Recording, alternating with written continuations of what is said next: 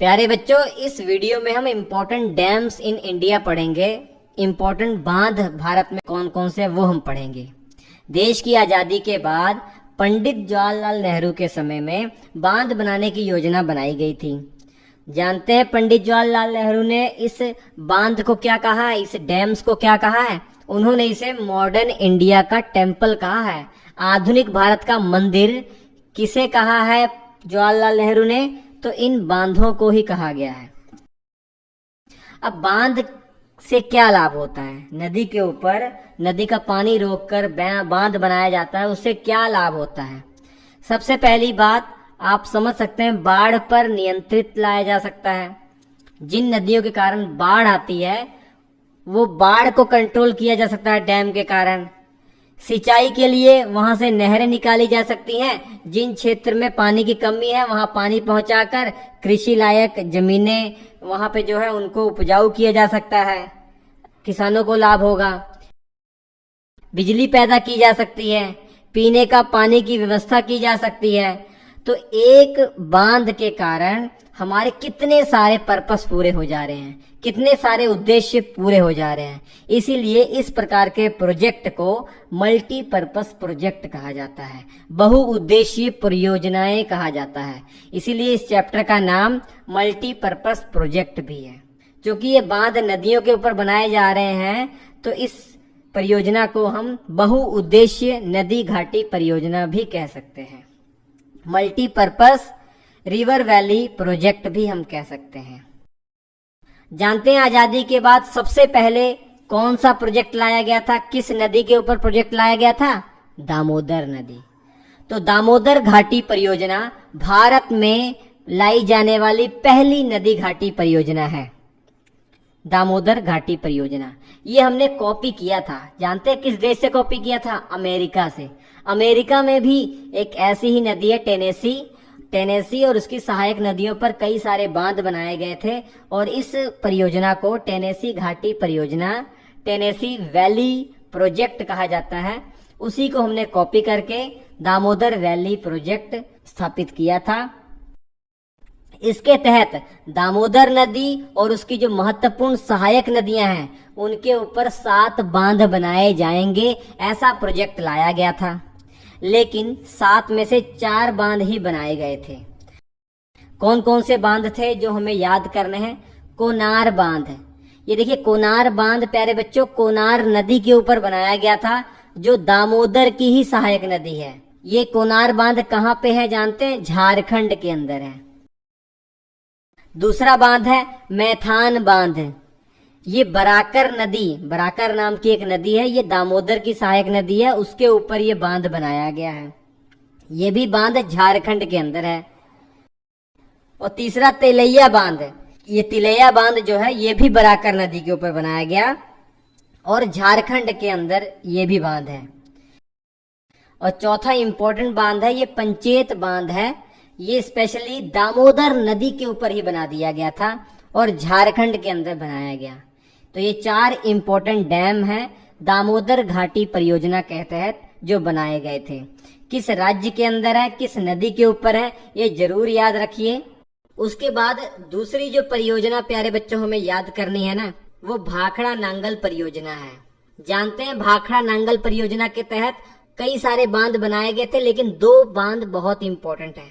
पहला भाखड़ा डैम जो हिमाचल प्रदेश में बनाया गया और दूसरा नांगल डैम जो पंजाब के अंदर बनाया गया। दोनों के बीच की जो डिस्टेंस है लगभग 10 किलोमीटर के आसपास है। तो भाखड़ा डैम हिमाचल प्रदेश में है, नांगल डैम पंजाब के अंदर है। ये दोनों ही डैम सतलुज नदी के ऊपर बनाए गए हैं। तो भाखड़ा नांगल बांध बोल दिया जाता है या परियोजना बोल दिया जाता है। ये 2 अलग अलग इंपॉर्टेंट डैम हैं। ठीक है, भाखड़ा डैम की अगर बात करें प्यारे बच्चों, मैंने बताया हिमाचल प्रदेश में ये पड़ता है और भारत का सबसे ऊंचा ग्रेविटी डैम है ये। ठीक है, ग्रेविटी डैम मतलब कंक्रीट से बना हुआ है ये। भारत का सबसे ऊंचा ग्रेविटी डैम है ये। और इसी डैम के बनने के कारण इसके जो पीछे जलाशय, जो रिजर्वोयर इकट्ठा हुआ, जो पानी इकट्ठा हुआ, जो झील बन गई है आर्टिफिशियल झील, इस झील का नाम है गोविंद सागर झील। सिख धर्म के जो 10वें गुरु थे गुरु गोविंद सिंह जी, उन्हीं के नाम पर ये रखा गया है इसका नाम। तो गोविंद सागर झील भी आप याद रखेंगे। अब इस भाखड़ा नांगल परियोजना से लाभ किन किन राज्यों को मिलता है? हिमाचल प्रदेश को, पंजाब को, हरियाणा को, राजस्थान को और दिल्ली जो केंद्र शासित प्रदेश है, इनको लाभ पहुंचता है इस भाखड़ा नांगल परियोजना से। तो बहुत इंपॉर्टेंट है भाखड़ा नांगल परियोजना। भारत की सबसे बड़ी परियोजना आप कह सकते हैं इसे, भाखड़ा नांगल परियोजना को। इसके बाद प्यारे बच्चों, हीराकुंड परियोजना। उड़ीसा राज्य के अंदर यहाँ पर टोटल 3 बांध बनाए गए, लेकिन एक बांध आपको याद रखना है जो महानदी के ऊपर बना हुआ है उड़ीसा में, और ये भारत का सबसे लंबा बांध है। जो हीराकुंड बांध है भारत का सबसे लंबा बांध है प्यारे बच्चों, ये आपको याद रखना है। उसके बाद टिहरी बांध, भारत का सबसे ऊंचाई पर स्थित बांध कौन सा है? टिहरी बांध है मेरे प्यारे बच्चों।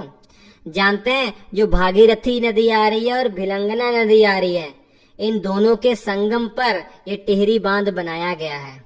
अब टिहरी बांध बनने के कारण जो पीछे जलाशय इकट्ठा हुआ है, इस जलाशय को या इस आर्टिफिशियल झील को स्वामी राम तीर्थ सागर झील भी कह दिया जाता है, हालांकि उतना इम्पोर्टेंट नहीं है। इसका जो कंस्ट्रक्शन है वो 1978 में ही शुरू हो गया था, लेकिन बहुत बड़ा इसके खिलाफ मूवमेंट वहां के स्थानीय लोगों ने किया, क्योंकि इस डैम को बनाने के लिए बहुत सारे जंगलों की कटाई वहां की जा रही थी। वहां के लोगों को एक जगह से दूसरी जगह विस्थापित किया जा रहा था। इस कारण से लोकल लोगों ने बहुत इसका विरोध किया और कई सालों तक ये विरोध चलता रहा। इस आंदोलन को जो मुख्य तौर पर लीड किया था सुंदरलाल बहुगुणा थे। बाद में ये सुप्रीम कोर्ट में मामला गया, तो सुप्रीम कोर्ट ने 2003 में अपना जजमेंट दिया कि टिहरी बांध जो बनाया जाने की व्यवस्था की जा रही है ना, इससे कोई भी इश्यू नहीं आएगा, कोई भी दिक्कत नहीं है, ये लीगल है, इसको बनाने दिया जाए। तो उसके बाद ये बनाया गया और 2006 में कंप्लीट हो गया। तो बहुत इंपॉर्टेंट है टिहरी डैम। भारत का सबसे ऊंचाई पर स्थित बांध कौन सा है? टिहरी डैम है। ठीक है, भागीरथी नदी के ऊपर ये बांध बनाया गया है। इसके बाद प्यारे बच्चों, रिहंद बांध। रिहंद बांध जो है ये किस नदी पर है? तो रिहंद नदी के ऊपर है।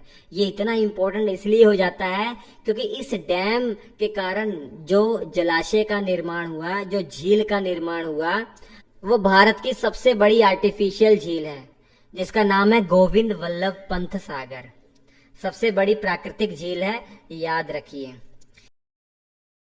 इसके बाद प्यारे बच्चों, चंबल नदी परियोजना। चंबल नदी हम जानते हैं यमुना की सहायक नदी है। मध्य प्रदेश, राजस्थान, यूपी में बहती है और यूपी में इटावा के पास आकर यमुना नदी में ये मिल जाती है। अब चंबल नदी के ऊपर कई सारे बांध बनाए गए हैं इस परियोजना के तहत।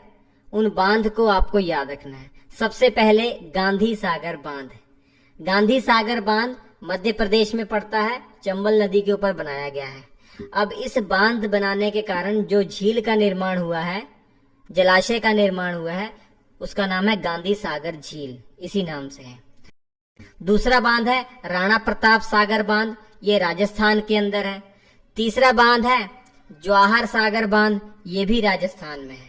और चौथा, राजस्थान में एक बैराज है, कोटा बैराज, वो भी चंबल नदी परियोजना के तहत ही बनाया गया है। ये कोटा, राजस्थान के अंदर कोटा बैराज है। बैराज जानते हैं नदी के पानी को कंट्रोल करने के लिए, उसके बहाव को कंट्रोल करने के लिए बनाया जाता है। तो चंबल नदी परियोजना में 4 इंपॉर्टेंट बांध हमें याद रखने हैं। इसके बाद प्यारे बच्चों, कोसी बैराज हमें याद रखना है, बहुत इंपॉर्टेंट है। ये नेपाल और भारत की संयुक्त परियोजना है।